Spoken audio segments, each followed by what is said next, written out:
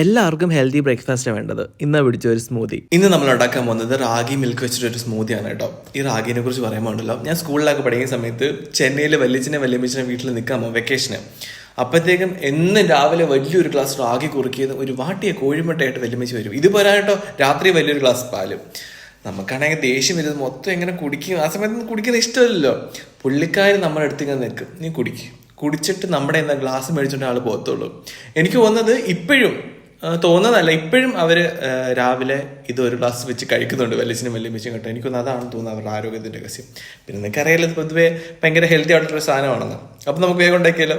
നമ്മുടെ ragi overnight soak ചെയ്യുക. രാവിലെ എണീറ്റതിന് ശേഷം അത് നന്നായിട്ട് കഴുകി ഊറ്റി കുറച്ച് വെള്ളം കൂടെ ചേർത്ത് മിക്സിയിൽ അരിച്ചിതാ ഇതുപോലെ പാലാക്കി എടുക്കുക. വളരെ കുറച്ച് വെള്ളം ഒഴിച്ചാൽ മതി കേട്ടോ. എന്നിട്ട് എൻ്റെ വീട്ടിലുണ്ടായിരുന്നത് ബനാന ആപ്പിളാണ്. ഏതെങ്കിലും ഒന്ന് മതി, ബനാന മതി. അതെടുക്കുക. റോൾ ഡോട്ട്സ് എടുക്കുക. മധുരത്തിന് 2-3 ഡേറ്റ്സ്, പിന്നെ ബദാം ഉണ്ട് കേട്ടോ. ഒരു 3-4 ബദാം എടുത്ത് നന്നായിട്ട് മിക്സിയിലും കൂടെ അരയ്ക്കുക.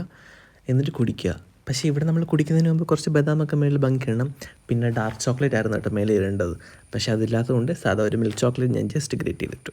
അപ്പോൾ എങ്ങനെ എല്ലാവരും ഇത് ഉറപ്പായിട്ടും ട്രൈ ചെയ്ത് നോക്കല്ലേ. എന്നിട്ട് എങ്ങനെയുണ്ടെന്ന് പറയണേ.